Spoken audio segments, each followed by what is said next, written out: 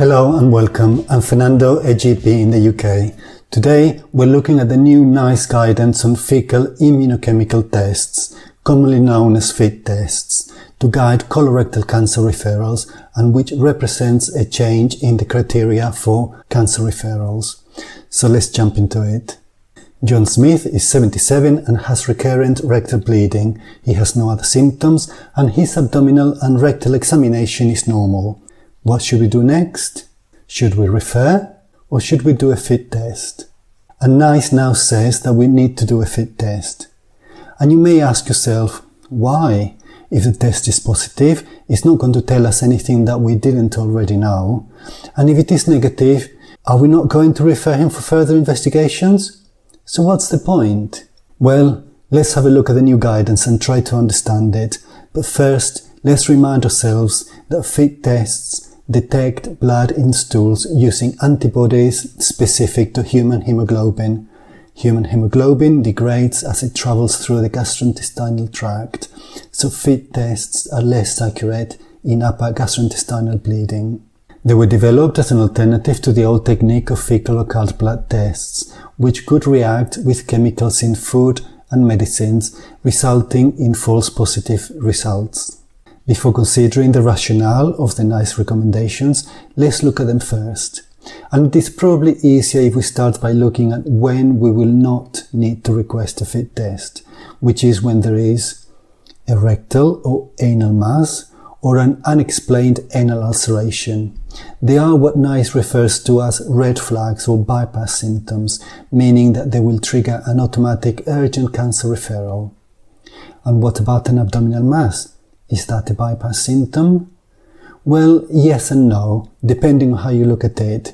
It is not a bypass symptom, given that you should still request a FIT test, because if it is positive, it will point towards a colorectal cause, and it will help us refer the patient to the appropriate service. But, and this is a big but, we're going to refer the patient regardless of the result. So if the result is positive, we will refer to a colorectal service, and if it is negative, provided that we have a clinical suspicion of cancer, we will refer them urgently to another secondary care service. Which one will depend on our clinical judgment. However, if we have concerns that the patient may delay or not engage with a FIT test because of any reason, we should consider making the urgent cancer referral without the FIT test. And now let's look at when we will organize the FIT test. And please note that some of these clinical situations would have triggered an urgent cancer referral according to the old guidelines. Also, we need to remember that a FIT test should still be offered even if the patient has had a negative result through the screening program, because the thresholds are different.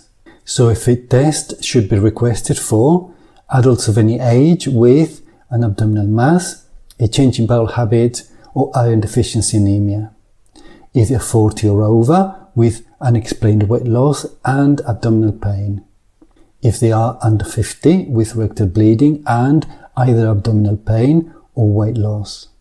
If they're 50 or over, with either rectal bleeding, abdominal pain or weight loss. And lastly, if they're 60 or over, with anemia, even in the absence of iron deficiency. And we will organize an urgent cancer referral if the FIT test result is 10 or more. And now let's try to understand why NICE has made these recommendations. And it is basically because FIT tests are an excellent way of assessing a patient's risk of having colorectal cancer. A patient with a FIT test less than 10 has less than 1% of risk of having colorectal cancer, and we should consider alternative diagnoses and investigations. This means that colonoscopy resources can be prioritized for people who most need them. In the old cancer referral guidelines, patients with high-risk symptoms were referred urgently without a FIT test. However, many of these referred patients did not have cancer following colonoscopy, even in situations such as iron deficiency anemia and rectal bleeding. So NICE concluded that using FIT tests could reduce the number or the urgency of patients referred for colonoscopy, and therefore also reduce the waiting times. It is all good so far, but are there any drawbacks?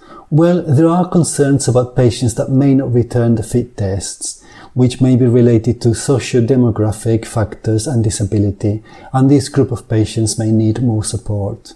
There is also the concern of those patients with symptoms and a fit test less than 10. We said earlier that a patient with a fit test less than 10 has a less than 1% risk of having colorectal cancer.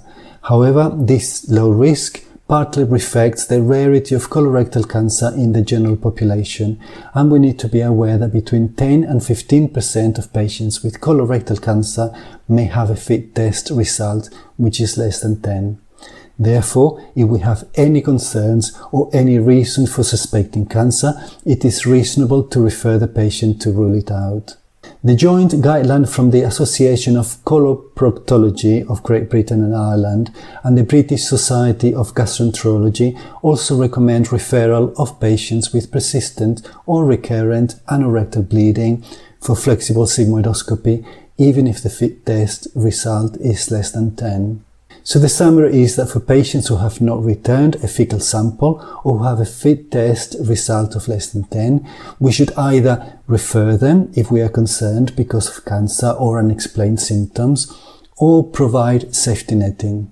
Now, what safety netting actually means is going to vary according to our clinical judgment, and it may include things like management in primary care, following a watch and wait approach, or offering further tests, including another fit tests or tests for other possible conditions.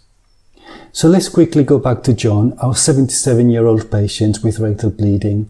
We're going to do a fit test, and if it is 10 or more, we will organize an urgent colorectal cancer referral.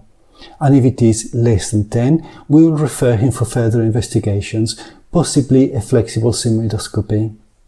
The urgency of this referral will depend on our clinical judgment. The take-home message is that fit testing is, despite imperfections, the best method that we have to assess the urgency of a referral to exclude colorectal cancer, but we can still refer if we think that it is necessary. We have come to the end of this episode. Remember that this is not medical advice, and it is only my summary and my interpretation of the guidelines. You must always use your clinical judgment. Thank you for listening, and goodbye.